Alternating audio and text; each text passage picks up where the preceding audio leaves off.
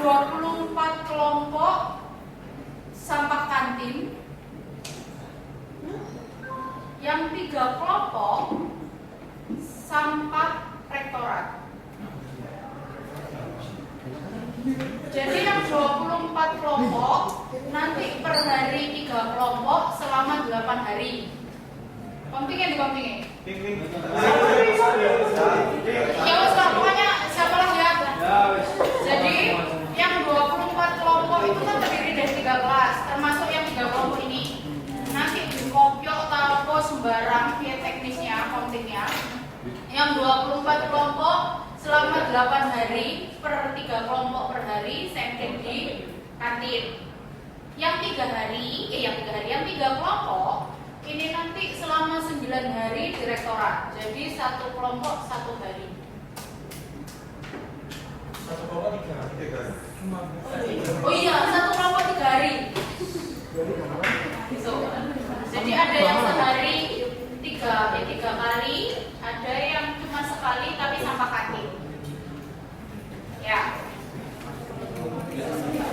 Nanti mungkin konting tadi di grup Pak Faisal sudah bilang nanti perwakilan 2 orang per kelompok. Nanti kalian 3 kelas ini bisanya bareng itu hari apa dan jam berapa segera diinfokan. Jadi kalian yang tidak ada kelas sama sekali dari 3 kelas ini, nanti kita ngobrol entah di hybrid atau di mana, nanti kita briefing. Sing paling gampang eling, pokoknya 1 kelompok diwakili 2 orang. Ya.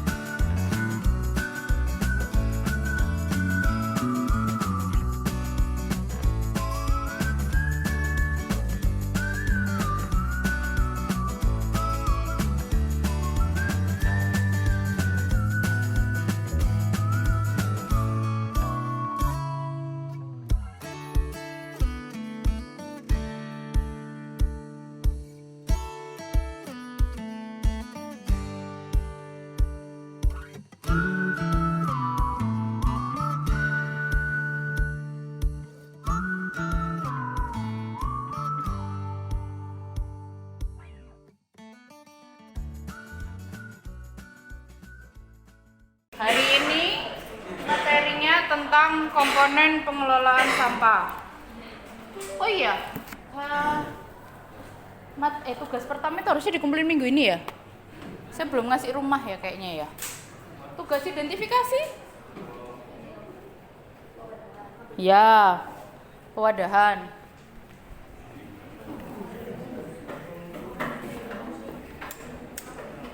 Sesuai ini toh kontrak perkuliahan kan?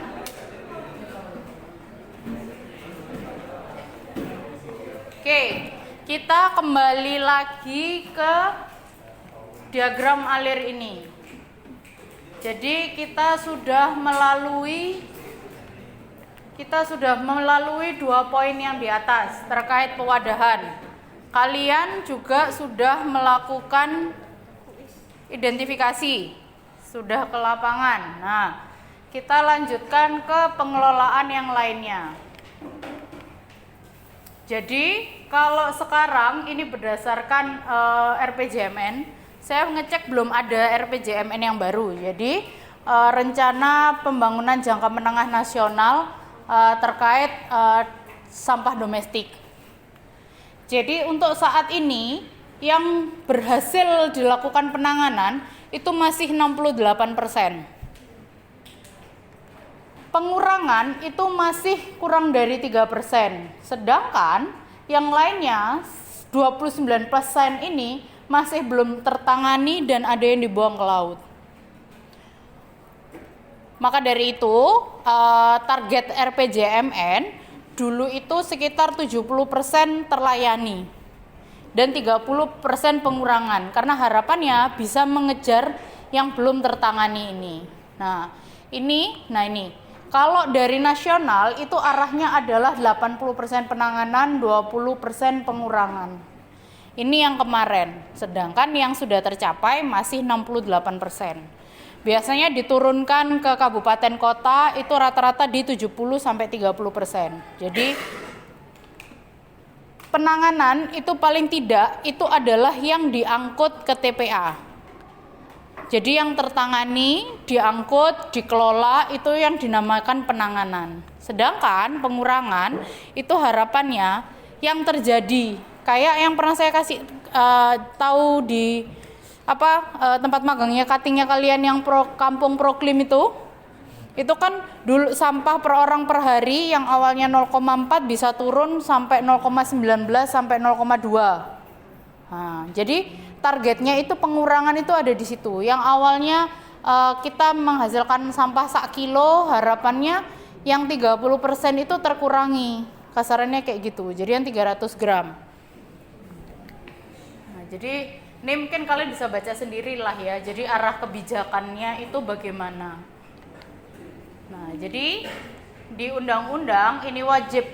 Jadi masyarakat dan pelaku usaha kita yang menghasilkan sampah itu wajib melakukan namanya pengelolaan. Nah ini jadi kegiatannya menggunakan sampah yang sesedikit mungkin dan pengurangan penggunaan sampah. Nah ini sudah ada di Undang-Undang Nomor 18 Tahun 2008. Jadi di mana ada pembatasan timbulan, daur ulang, dan juga pemanfaatan kembali sampah.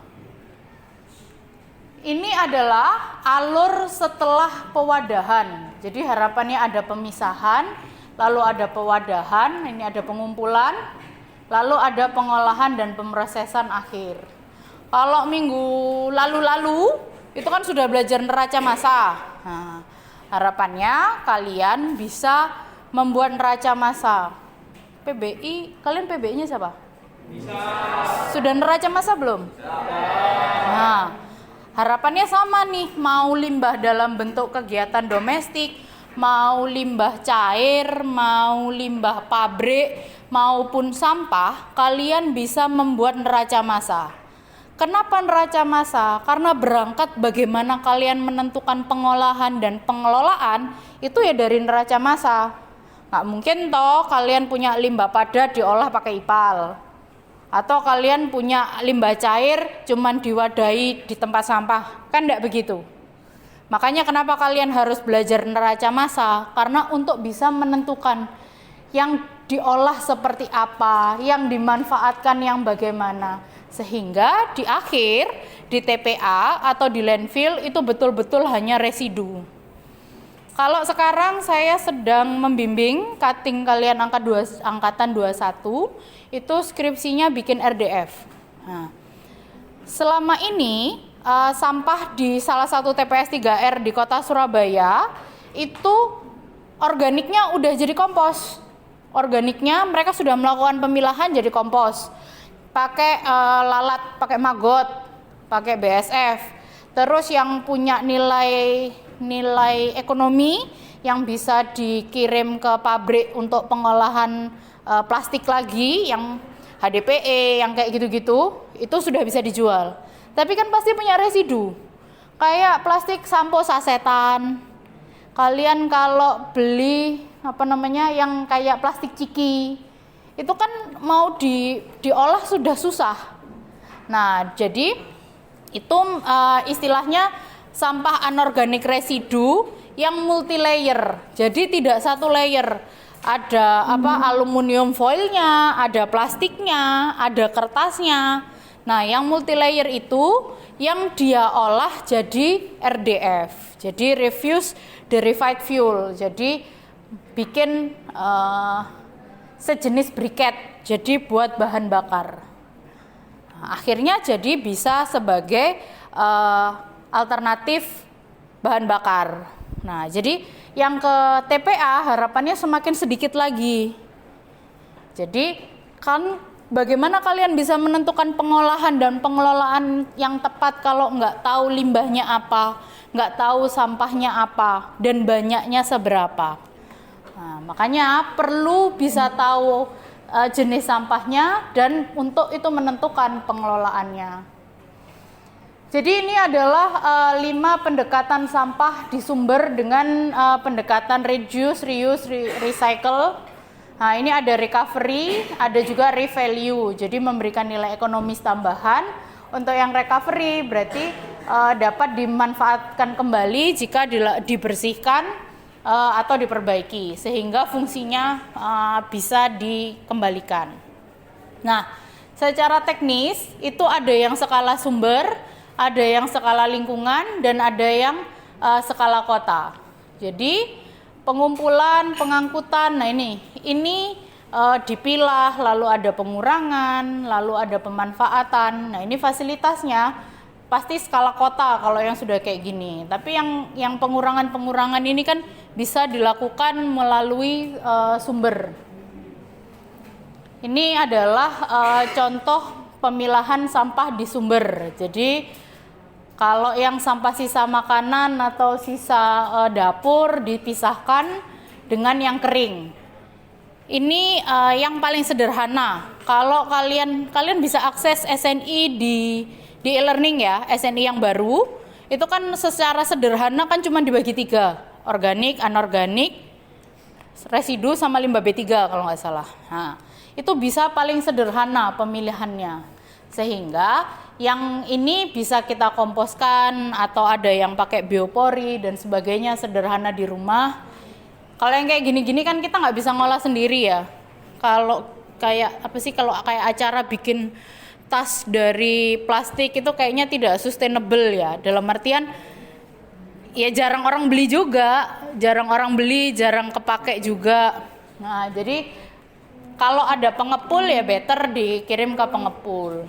Nah, ini kalau dari sumber, jadi pengurangan dari sumber itu bisa mengurangi unnecessary atau excessive packaging. Jadi ada yang nyampe nggak di ininya, di timelinenya kalian yang jualan bawang geprek? Ayam geprek ada, bawang geprek, bawang merah. Bawang kupas enggak, ini sampai digeprek udahan. Belum keluar berarti di timelinenya kalian. Di timeline saya udah keluar nih. Nah, itu kan jadi nambahin plastik wadah yang tidak berguna. Yang jadi udah digeprek, terus diplastikin segini-gini. Bawang mending kalau jadi terasi. Masih bawangnya doang. Bawang masak. Enggak, belum dimasak. Dicaca gitu. Iya. Nah, kalau bawang goreng masih effort, masih goreng. Enggak. Bawang dikupas, dikeprek, diplastiki. Iya, dicincang aja. Ya itu kan maksudku kan ya orang diginiin aja juga hancur bawang, ya nggak sih? Ya kan? Nah itu kan jadi ini unnecessary excessive packaging, berlebihan sekali. Nah itu kan ya Allah, kalian lo beli bawang 2.000 masih boleh kan di ibu-ibu sayur itu. Dikupas satu lo mbok giniin tok lo hancur rek. Ya kan? Kalau nggak punya pisau, pakai tanganmu gini tok lo, paling ya nanti seharian bau kayak gitu tok kan efeknya. Nanti kalau pegangan yang ambu bawang yang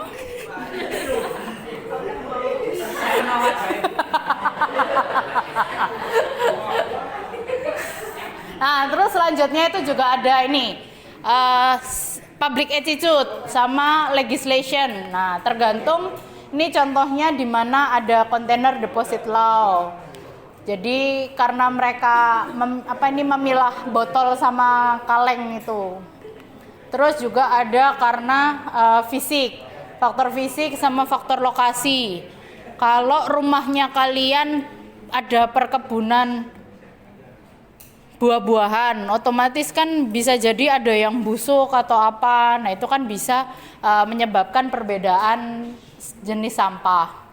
Kalau di luar negeri itu kan juga ada yang apa jenenge? Ya itu tahu kan ya? Apa yo?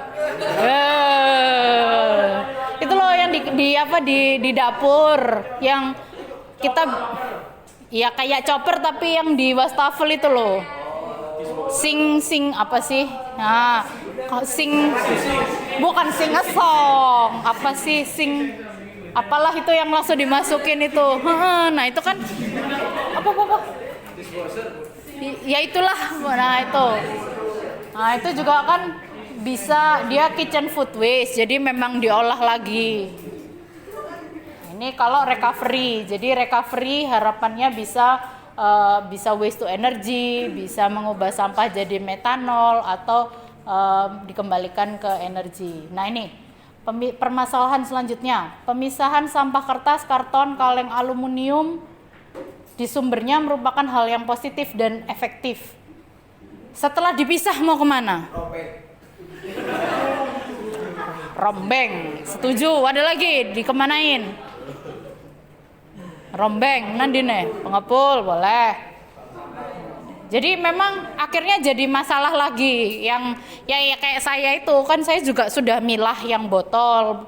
Tapi kan akhirnya habis dipilah dikemanain? Iya toh? Ya ngelola juga kadang kan effort ya. Kecuali kalau kertas UTS-nya kalian. Itu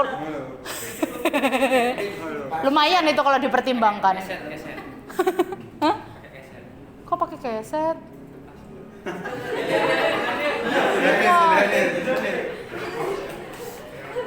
Nah ini, jadi akhirnya memang kita harus pisahkan, dikreseki lagi, terus dititipin ke bapaknya itu tadi. Saiki sik mlaku karek. Engko kadang ngomong aja. Mati Bu sumpah Bu. Iya tuh. Oh iya mati yo.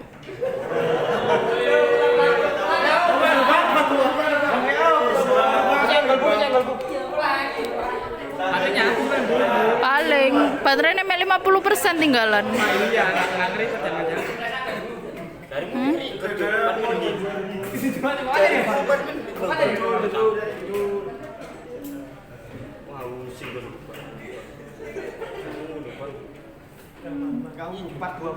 Part 2. Kalau rame part 2 boleh. Hah? Oke. Jadi ini adalah salah satu contoh penanganan 3R yang bisa diterapkan di rumah. Baca sendirilah. Nah, ini kalau pemisahan di permukiman, jadi bisa dengan pemadatan. Nah ini pembakaran langsung di halaman rumah. Boleh apa enggak? Bentar. Nah, jadi nih kalau di luar negeri itu kan sudah ada ini ya penggilingan. Jadi di beberapa negara maju memang mereka sudah ada ikumang apa sih jenenge bahasa Inggrisnya. Ya wis itulah ya. Nah, itu bisa. Terus juga kita bisa melakukan pemisahan sampah. Jadi botol-botol kita pisahkan. Ya. Jadi kita pisahkan yang punya nilai lah paling enggak untuk bisa dipisahkan. Nah, kalau pemisahan sampah itu juga bisa dengan cara manual atau mekanis. Kalau yang mekanis itu biasanya yang di industri-industri besar. Jadi yang ada magnetnya juga atau ada konveyornya. Nah ini nanti kalian harus mengidentifikasi wadah sampah yang nanti kalian pilah pas sampling. Karena yang sendok sama yang gelas sama yang tutup sama yang botol aqua itu jenis plastiknya udah beda-beda. Nah, apalagi styrofoam, lelek lap Tupperware kok mulai. Jadi, nah ini kalau yang jenisnya ini itu lo ikut jenis merek coy. BT ya. Nah, terus yang ini sama sedotan beda lagi. Nah, itu harus dipisahin. Termasuk yang bentuknya kresek.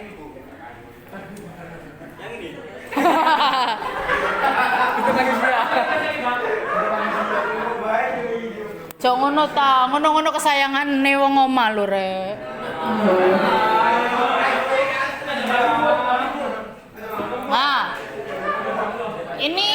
Nah, ini yang tadi saya sebutkan multi layer. Jadi kalau dipisah sendirian itu nggak ada harganya. Akhirnya sama anak bimbing saya diolah, dikeringkan, dicuci, dikeringkan, terus dicacah, lalu dipres untuk jadi briket.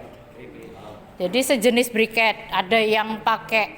Jadi kalau RDF itu ada beberapa tipe. Ada yang RDF 1, nah dia kebetulan RDF 5 tipenya. Nah, apakah tidak bahaya? Karena itu di penelitian juga diuji emisinya. Jadi diuji emisinya CO, NO, terus SO. Nah, makanya plastiknya pun juga diperhatikan yang apakah ada bahannya dia yang apa gitu tuh. Toksik atau beracun gitu. Makanya tetap dilakukan pengujian di penelitiannya. Nah, ini kalau yang punya nilai tadi, sampah-sampah yang punya nilai, nah ini bisa jadi biji-biji plastik lagi. Jadi biji plastik lagi buat jadi bahan baku lagi. Nah, ini kalau kemarin 2 minggu yang lalu ya terkait recovery factor. Jadi ini range sama tipikalnya. Jadi kalau yang mix paper sama mix plastik dia biasanya kecil karena kan tercampur. Ini kompaksi atau pemadatan. Jadi ada beberapa wilayah itu yang mereka punya fasilitas kompaksi atau pemadatan. Kalau kita kalau punya kardus kita tali biasa itu kan sediinjek-injeknya kan tidak padat-padat banget kan. Nah, kadang, ini ada alat, alatnya nanti gambarin. Nah, ini alat kompaksi, jadi dipres gitu, jadi bisa lebih banyak.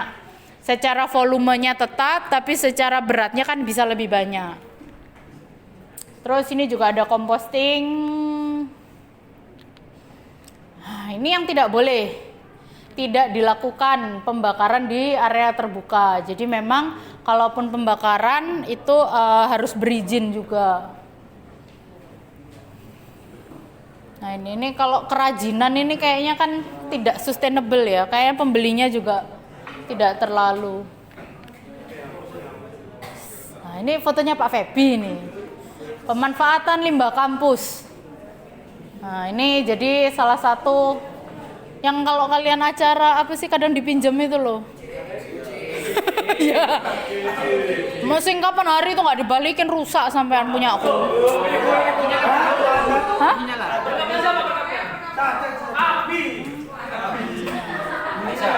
Oke. Nah ini adalah salah satu pemanfaatan. Nah. Sampah organik itu yang bisa diurai, lalu ada anorganik itu yang tidak mudah membusuk, dan ada sampah beracun. Jadi kalau secara umum pemilahannya seperti itu. Nah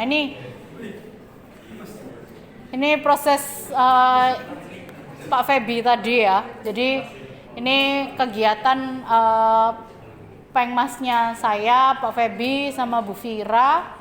Waktu itu jadi mengolah sampah dari kantin kampus sama kegiatan kampus lainnya. Jadi ada yang daun, ada yang buah, nasi, sisa makanan, ada yang minyak juga.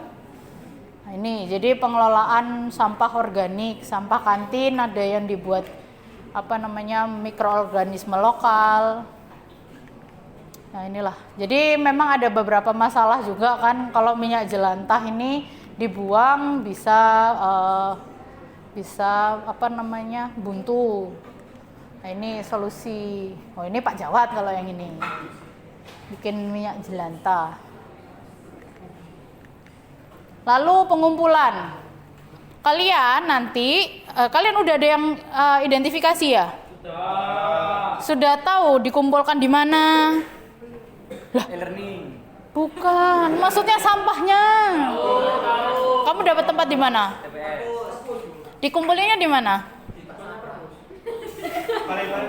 Iya, buat Bu. Sebelah mana? Timur, selatan, kirimu apa kiriku? Ayo. Berarti mana kalau arah mata angin?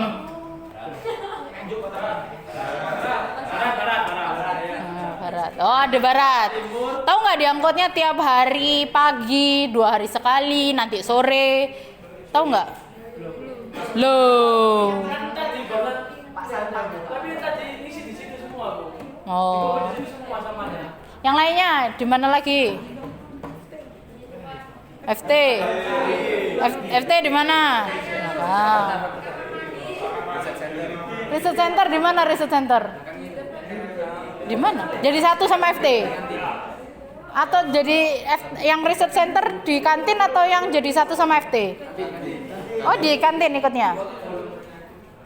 Terus mana lagi? Pak Perta siapa? Kamu kok banyak sekali? Lah, nggak tahu ternyata. Nah, itu jadi kalian ini dalam metode pengumpulan juga harus tahu adakah sarananya dan adakah jadwalnya. Nah, ini. Jadi pengumpulan itu minimal di sumber itu 2 hari sekali. Kenapa? Karena kan antisipasi apa? Pembusukan. Ya, penumpukan, membludak. Nah, pola pengumpulan itu ada 4. Yang kelima itu pola sapuan jalan. Pengumpulan itu ada yang namanya pola individual langsung. Apakah itu individual langsung? Nah, ini, jadi pola individual langsung itu dari rumah itu kita ada yang ngangkutin udahan. Ada yang individual tidak langsung. Kalau yang individual tidak langsung ini jadi ada yang ngangkutin. Ini. Terus kalau ada yang komunal langsung. Kalau komunal langsung itu penghasil nganterin ke tempatnya. Kalau yang tidak langsung berarti ada yang ngambilin. Kalau langsung itu kita nganterin ke tempatnya. Kalau tidak langsung berarti ada yang bantuin ngambilin. Nah, terus ada pola sapuan jalan. Nah, ini adalah pola masing-masing pola. Kalian bisa cek sendiri ya. Jadi ini dari kalau pola individual langsung itu langsung ke pengangkutan. Kalau yang komunal tidak langsung ini berarti ada gerobaknya, ada pemindahan dan sebagainya. Apa ini? Pola individual. Nah, penentuan pola itu masih ingat ya yang kalau rumahnya di gang, kalau rumahnya langsung, yaitu bagaimana menentukannya berdasarkan areanya. Terus juga termasuk topografi atau kemiringan. Bisa jadi kan kalau aksesnya susah, rumahnya miring, nggak mungkin pakai gerobak dorong. Bisa jadi pakai motor roda 3 atau individual langsung, kitanya yang nganterin ke TPS. Apalagi kalau yang rumahnya di tebing-tebing kayak gitu. Kayak nggak ada ya di sini ya. Sadat mana? Ini oke. Diskusi hari ini. Jelaskan bentuk pewadahan. Kalau di kayak kalian rumahnya rata-rata di ini ya, di bukan maksudnya di perumahan yang ada sampahnya di depan rumah. Adakah yang tidak di depan rumah harus mengantarkan? samping rumah. Di mana? Sampahmu dibawa kemana? Ke tangga. Di tetangga. Tapi di depan rumah atau enggak? Berarti itu kamu nganterin ke sana? Nah, ini pola apa tadi ayo? Kalau kita yang nganterin? Langsung. Langsung. Komunal langsung. Ada lagi yang lainnya? Nah, itu apa? Kekurangannya apa? Harus ke sana. Lama. Mager, oke. Terus kalau yang kemarin kalian jalan-jalan di UPN, wadahnya ada yang ini enggak? Bentuknya rata-rata apa? Bundar. Bermacam-macam, Mak. Bermacam-macam ini ada berapa macam? Di mana kamu? Di sini. Di di FT2. Ya, semua di sini sih. Betul sih, semua di sini masih nyala enggak? Oke, jadi bagian operator. Bentuknya apa aja? Ada yang kayak di sini biasa itu. Ah. Besar itu. Ada Terus? yang merah agak kecil di kamar mandi. Terus ada yang kulit keranjang itu. Hah? Banyak apa? Ya, terus kayak box doang gitu. Bak doang. Kira-kira kalau secara pengumpulan kayak gitu itu bisa kebayang nggak akan susah di mana? Pemilahan. Pemilahan, oke. Susah apa lagi kira-kira? Turu wae nek iku. Jadi apa? Kira-kira apa lagi? Kumulatifnya berarti mengumpulkannya. Nah, mengumpulannya susah. Apalagi kalau kecil-kecil. Nah, itu berarti wadah itu juga harus melihat areanya. Kalau bisa kan yang gampang ditariknya. Apalagi kalau aksesnya susah. Nah, itu kan akan susah juga. Apalagi mau nuangnya. Kalau kebesaran, ada yang besar nggak di situ? Ada yang besar kan? Nah, yang besar. Tapi kalian tahu nggak ngumpulinnya di UPN pakai apa? Pakai tosa. Ayo, piye ngangkatnya? Angkatnya susah kan? Padahal kalau yang model kotak gitu itu kan paling gampang kalau alat pengumpulnya bentuknya terkompaktor. Yang kayak Vizi itu kan, yang yang bisa dicantolin. Nah, kalau yang kayak gitu, ya, jadi akhirnya kan efeknya bisa jadi hazard, bisa jadi bahaya K3. Karena kan bisa jadi bahaya kan yang angkat, ketumpahan, ketimbun. Nah, itu. Nah, ini sudah kan ya? Latihan soal ini kan wes kan ya? Loh, kok thank you Rek Wisan?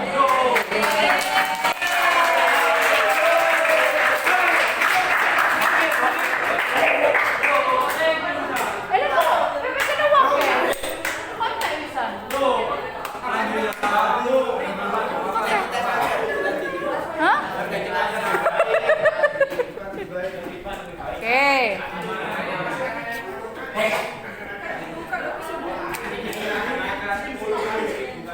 Jadi harapannya di pengelolaan sampah ini bisa jadi apa ya?